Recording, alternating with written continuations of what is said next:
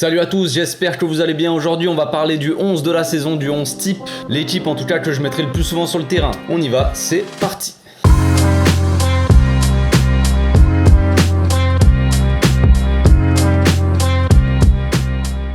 Au passage, n'hésitez pas à vous abonner, liker et commenter, c'est le meilleur moyen de me soutenir et ça fera plaisir à tonton. Donc partons du principe qu'on va pouvoir enregistrer bien sûr toutes les recrues actuelles et partons du principe aussi que il n'y aura plus d'arrivées et plus de départ, je ne sais pas. On sait quand même qu'il y a des joueurs qui vont partir comme Baldé, Abdé, Collado, des mecs comme ça. Probablement peut-être Frenkie et peut-être des joueurs qui vont arriver comme Marcos Alonso et Bernardo Silva. Je ne sais pas, c'est très très probable à ce qui paraît, mais bon, rien de sûr pour le moment. Donc on va partir du principe que voilà, on va pas compter et commencer à mettre Bernardo dans l'équipe et tout ça. Non les gars, on n'est pas ici pour faire du...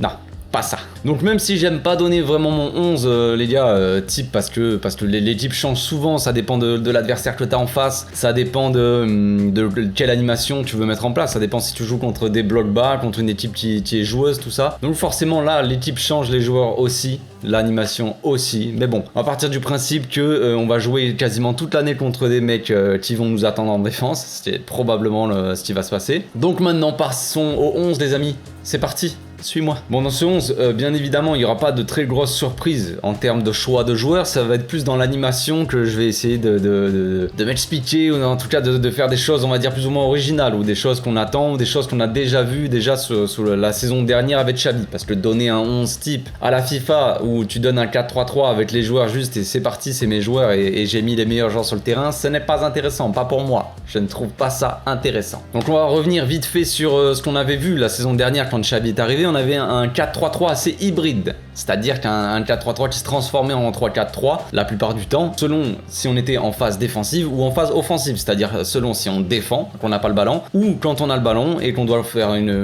construire le jeu pour aller marquer tout simplement. Donc on avait Ferran à gauche, on avait Aubameyang en pointe, on avait Dembélé à droite quand tout allait bien. Au milieu on avait Pedri, Frenkie, Busquets et en défense on avait Jordi Alba, Araujo, Piqué la plupart du temps, avec Daniel Alves à droite et Ter Stegen dans les cages. Donc on voyait souvent Jordi Alba qui montait et Daniel Alves aussi qui montait. Jordi Alba de temps en temps il montait plus sur l'aile et Daniel Alves il montait en milieu, en double pivot on va dire avec Busquets. Selon qui montait, l'autre restait plus bas. Des fois on avait même Frenkie qui jouait à la place de Jordi Alba en troisième défenseur. On avait un Frenkie Piqué Araujo, ça on l'a déjà vu. Ou des fois même on se retrouvait avec Jordi Alba et Alves qui venaient au milieu à côté de Busquets pour faire un milieu à 3 avec les deux milieux relayeurs qui montaient et on avait une défense à 2 avec Araujo Piqué ou Araujo Garcia ou Garcia Piqué, enfin bref vous avez compris. Donc on jouait en 2-3-5, voilà le bordel. Ça c'est déjà arrivé sur certaines phases de jeu, mais bon voilà, c'est pour vous expliquer un peu que dans cette équipe là ça change, on ne reste pas en 4-3-3 fixe les gars. C'est pour ça que je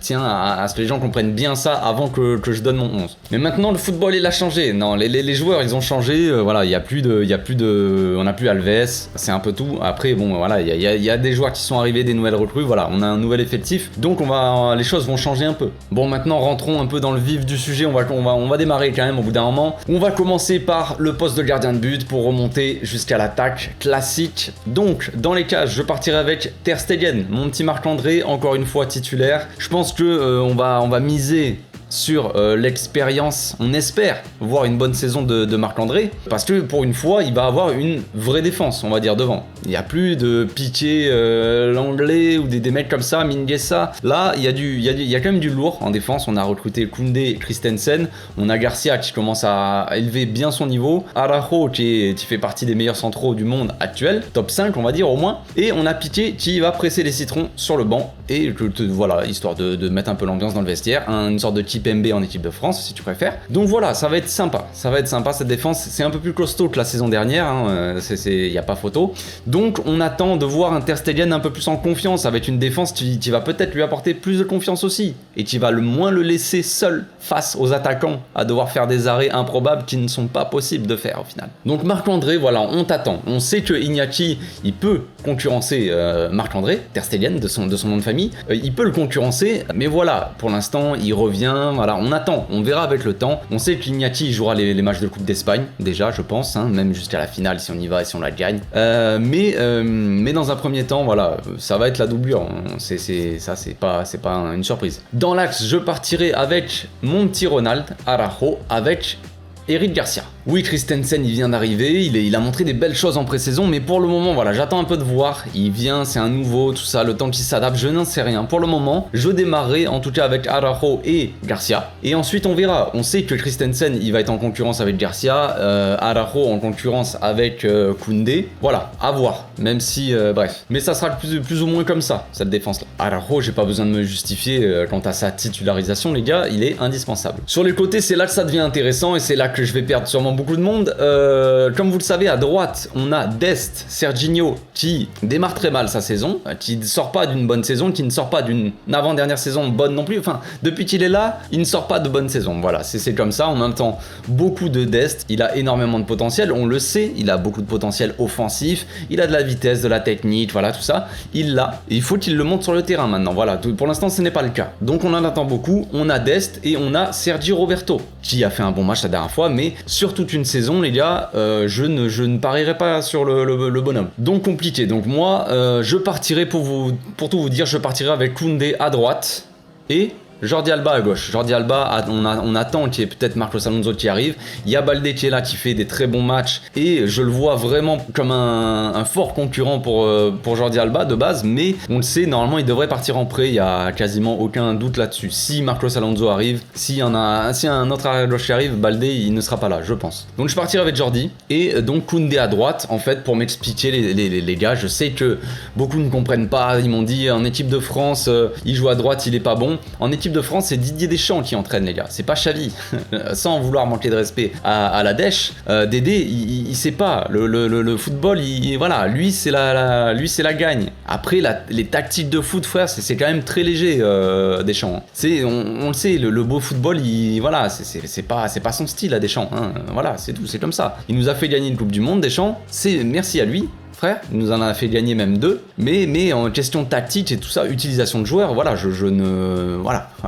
Il utilise Koundé, les gars, comme un latéral droit offensif. Moi, ça ne serait pas le cas du tout. Pour vous expliquer, rappelez-vous à l'époque de Guardiola, pour ceux qui ont connu cette époque-là, on avait Abidal à gauche et Daniel Alves à droite. Daniel Alves était quasiment comme un ailier, il attaquait tout le temps, il était à côté de Messi à chaque fois. Du coup, on avait un Abidal qui restait souvent en défense. Quand Daniel Alves montait, lui il restait en bas. Ça faisait une défense un peu, enfin une équipe un peu asymétrique. Mais voilà, c'est pas 2 latéraux qui montaient comme ça. C'était le Alves il montait et en défense on avait donc 3 défenseurs, Abidal, Piqué et Puyol. Là je veux faire un peu la même chose avec Koundé en fait. On va me dire, on a dépensé 50 millions, 55 millions, je ne sais pas, pour Koundé, pour un défenseur central et on va l'utiliser arrière droit. Il ne serait pas utilisé comme arrière droit.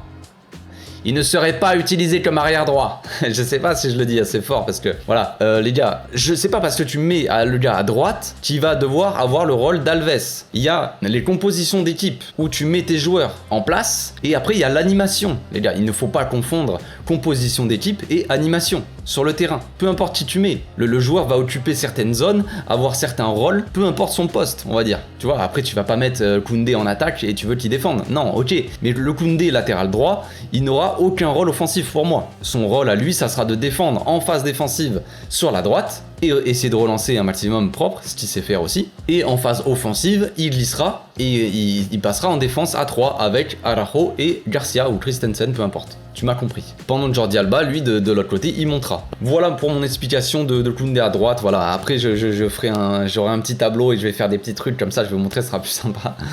Donc en 6, je mettrai Busquets, qui est toujours pour moi fondamental. Inquestionnable. Busquets, les gars, Papy Busquets, c'est sûrement sa dernière saison, on ne sait pas encore, mais logiquement c'est sa dernière. Et pour moi, il est encore indispensable à l'équipe, surtout dans ce rôle de 6, de milieu reculé qui fait le jeu aussi, qui joue long, tout ça. Donc Busquets en 6, accompagné de Pedri et Gavi. Oui monsieur, il n'y a pas Frenkie sur le terrain, je sais, désolé les amis, désolé pour les grands fans de Frenkie, tout ça, mais je vous explique pourquoi. Comme je l'ai dit, la plupart du temps, on va jouer contre des blocs bas, et Frenkie contre des blocs bas a moins de qualité pour percer les blocs bas que Diaby pour moi. Après on va me dire ouais mais Diaby il est plus jeune, il a moins d'expérience, ça n'a rien à voir, on s'en fout de l'expérience, on s'en fout de la jeunesse. Diaby a des qualités que Frenkie n'a pas et inversement. Frenkie lui il est bon contre des équipes qui jouent au football, qui vont jouer un peu haut. Et comme ça, il peut transpercer les lignes, mais contre des équipes qui sont regroupées derrière. Le Frenkie, il fait quoi? Je dis pas qu'il est mauvais, mais il a moins d'automatisme. Il prend moins la profondeur que Diaby, je trouve. Donc je laisserai,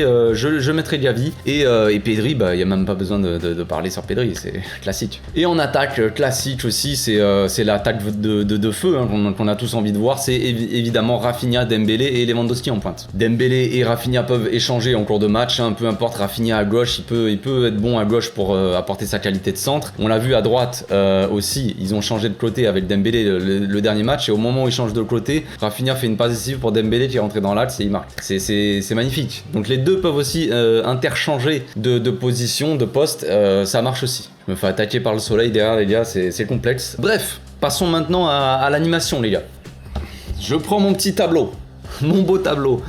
On va s'installer un peu quand même, je sais pas trop si on va bien voir, je ne me rends pas compte là j'essaie de regarder ça un peu ce que ça donne. Donc voilà l'équipe de base, en 4-3-3, on a Koundé, on a, moi je mettrais peut-être Garcia ici, Araujo et Alba. On a Busquets, Pedri, Gavi, Dembélé on va dire, Rafinha et Lewandowski. Donc ça c'est en phase défensive les amis, donc en 4-3-3 on défendrait comme ça, voilà, le bloc resserré, tac, tac, tac, tac, tac, voilà, enfin bref vous avez compris le délire. Putain c'est incroyable, j'ai l'impression d'être un coach.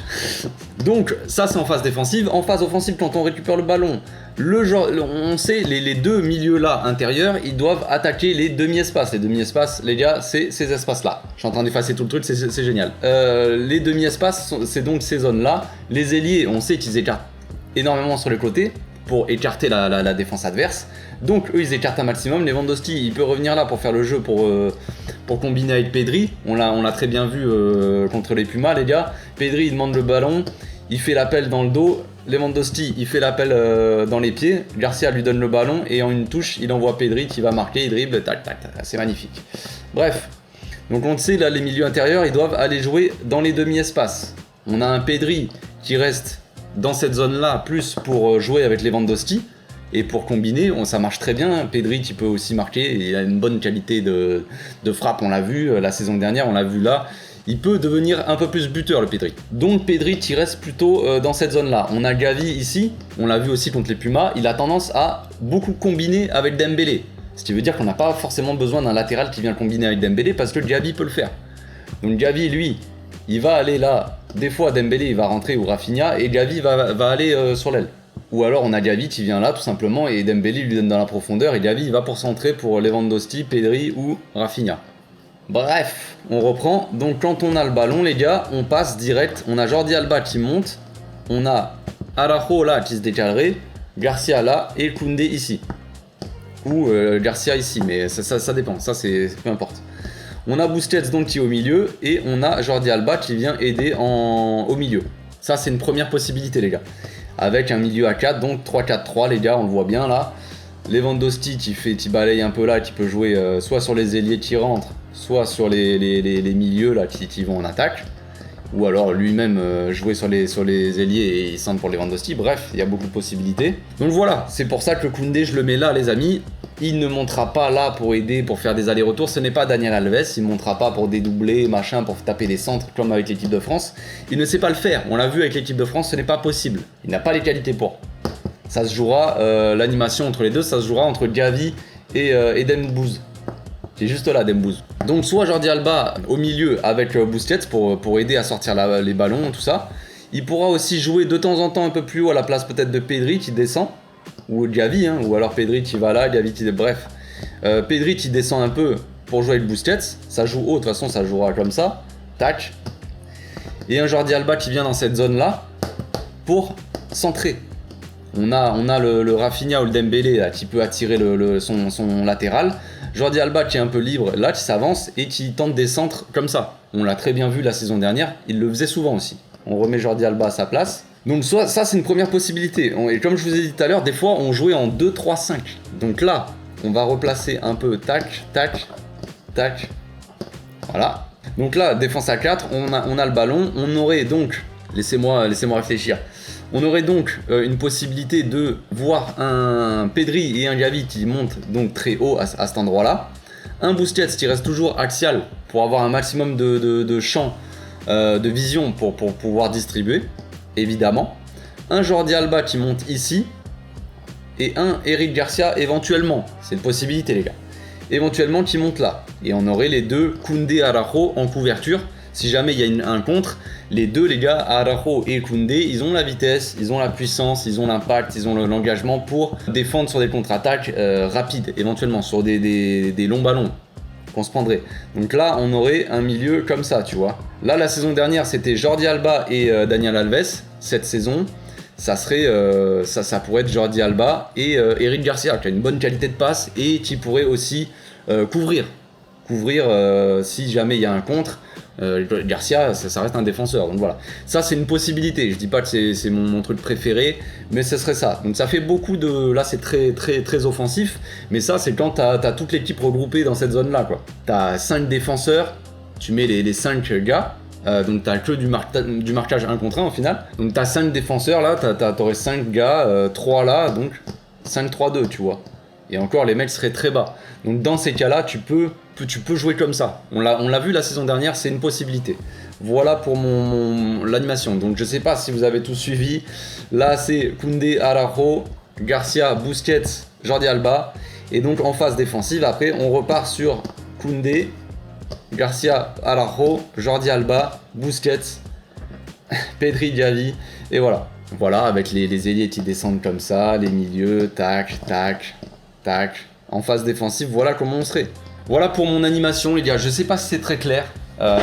J'ai essayé de tenter le coup avec mon beau petit tableau que j'ai depuis longtemps, mais je m'en suis jamais servi. Je préfère faire des animations normalement sur l'ordi, mais là, je trouve que c'est plus sympa. On peut bouger un peu dans tous les sens et montrer ce qu'on veut. Donc voilà pour mon équipe type. Je vais l'afficher de façon en plein écran. Je le répète, Ter Stegen dans les cages, Koundé à droite, Araujo et Garcia, Jordi Alba à gauche, Busquets en 6 avec Pedri et Gavi, Dembélé, Rafinha sur les côtés et Lewandowski en pointe. Voilà pour mon 11 type. Comme je l'ai dit, je le répète, c'est le 11 type qu'on verra le plus souvent ou qu'on verrait le plus souvent contre des équipes qui, la plupart du temps, joueront contre nous en bloc bas. Toute la fin de saison, depuis que Xavi est arrivé et qu'on a commencé à bien jouer et tout ça, qu'on tapait des 4-0 à tout le monde, on commençait à voir que des équipes de Liga, les gars, qui jouaient très bas. Tous les week-ends, on tombait que contre des équipes, les gars, qui jouaient à 5 défenseurs, qui étaient tous devant la surface. Donc, dans ce cas-là, les gars, on va pas rester en 4-3-3 fixe avec juste 3 attaquants pour 5 défenseurs. C'est pas possible. Donc voilà, je sais pas ce que vous en pensez, les gars, mais voilà, moi ça me paraît plutôt pas mal.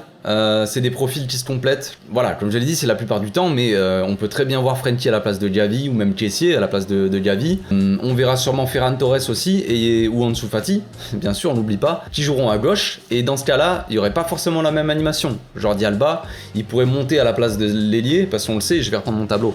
Maintenant que je l'ai, je le quitte plus. Donc, là, si on a Ansu Fati, tac, Dembélé, hop, hop, hop.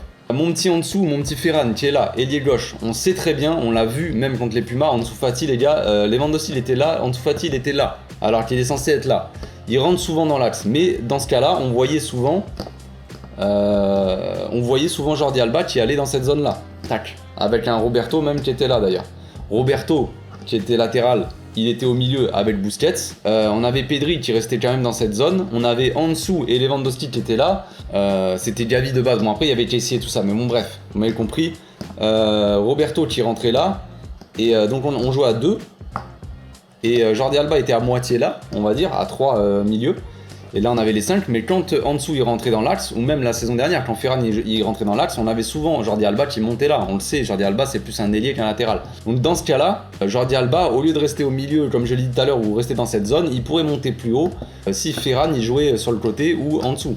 Parce qu'ils ont tendance à rentrer dans l'axe, on le sait. Voilà pour ma petite explication.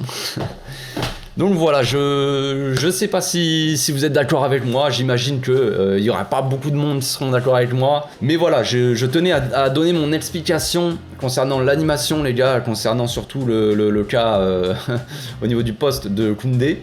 Bon.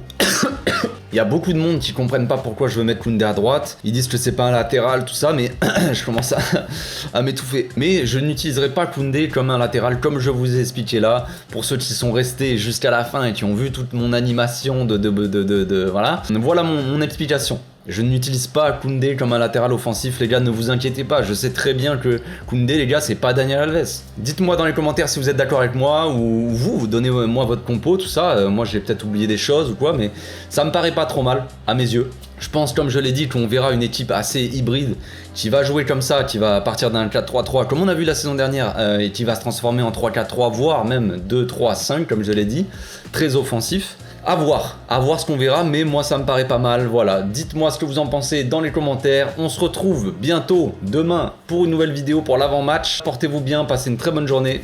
Ciao.